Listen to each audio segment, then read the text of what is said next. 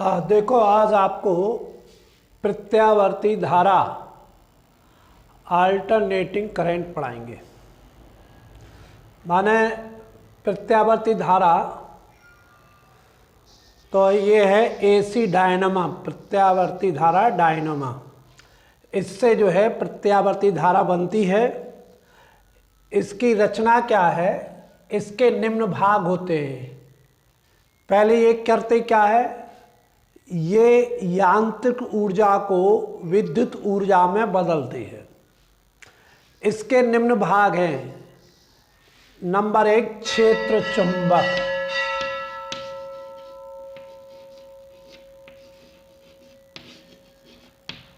इसमें दो शक्तिशाली चुंबक लगे होते हैं जिसके ध्रुवखंड आमने सामने होते हैं, जिससे इन दोनों ध्रुवखंडों के बीच में एक शक्तिशाली चुंबकीय क्षेत्र उत्पन्न हो जाता है। अब है आर्मेचर।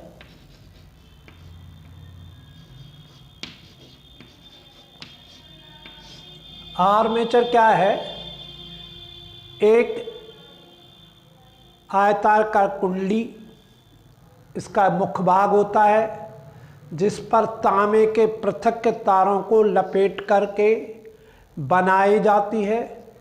यह कुंडली क्षेत्र चुंबक के बीच में स्थित होती है,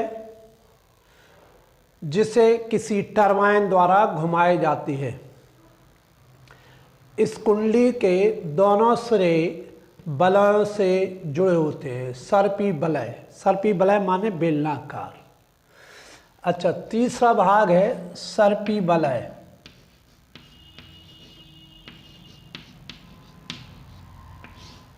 ये बेलनाकार भाग होते हैं जो धातु के बने होते हैं। ये आपस में अलग अलग होते हैं तथा धुराखंड से लगे होते हैं। जो धुरादंड है, ये धुरादंड, इस धुरादंड से ये लगे होते हैं। अब इसके बाद है बुरुश।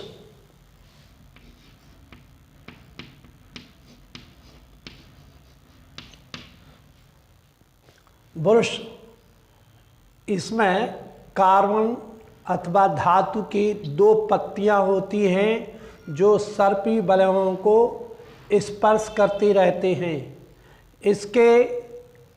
इसके दूसरे सिरे पर एक पैच लगा होता है। इस पैच से बाह्य परपथ में विद्युत धारा को लिया जाता है। ये इसकी संरचना है, बनावट।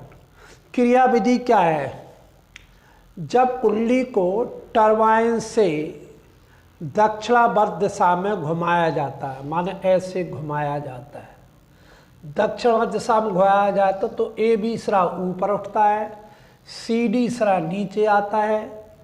ठीक है, तो ये चुंबकीय फ्लक्स में परिवर्तन होता रहता है इस तरह।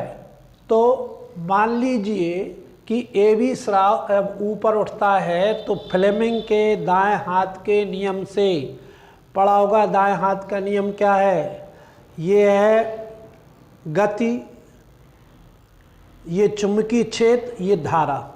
तो ये गति क्या कर रही है, ए बी सिरा ऊपर को उठ रहा है, चुंबकीय क्षेत्र एन से एस की ओर है, ये है, और ये ऊपर उठ रहा है। तो धारा ए से बी की ओर होगी, ए से बी की ओर, सी डी और डी से ए की ओर होगी। अर्थात ये ब्रश B1 B2 B2 से आकर के निकलेगी। ये सर्पी बलय S1 S2। तो यहाँ से धारा निकल रही है, अर्थात B2 से निकल रही है। अब आधे चक्कर के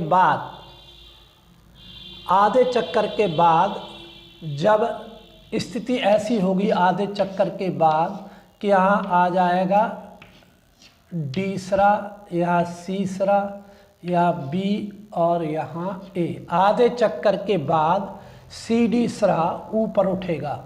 सी डी सिरा क्या उठेगा, ऊपर उठेगा। तो अब सी डी सिरा ऊपर उठ रहा है।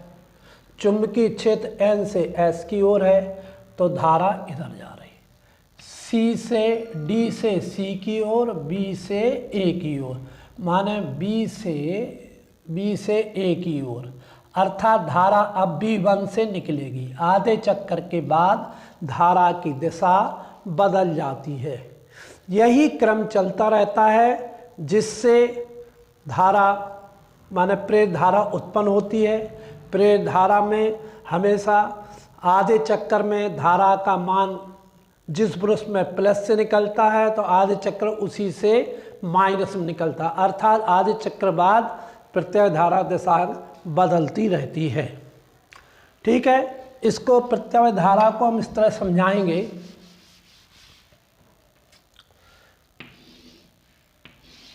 ये है प्रत्यय धारा, माने ये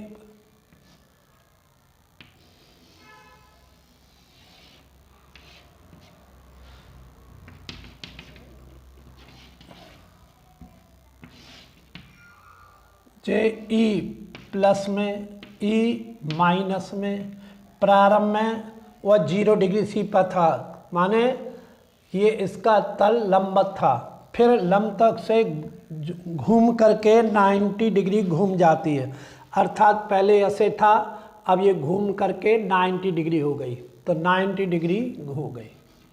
फिर 90 डिग्री से घूम के 180 हो जाती है, 180 घूम जाती है, फिर 270 और फिर 360, माने पूरा एक चक्कर घूमने में प्रेरित विद्युत वाहक बल 90 पर अधिक होगा और 270 पर अधिक होगा, लेकिन दिशा विपरीत होगी, ये प्लस में होगी, ये माइनस में होगी, और 2 बार शून्य होती, 180 और 360 पर शून्य होती। यही क्रिया बार बार होते प्रत्यावर्ती धारा प्राप्त होती रहती है।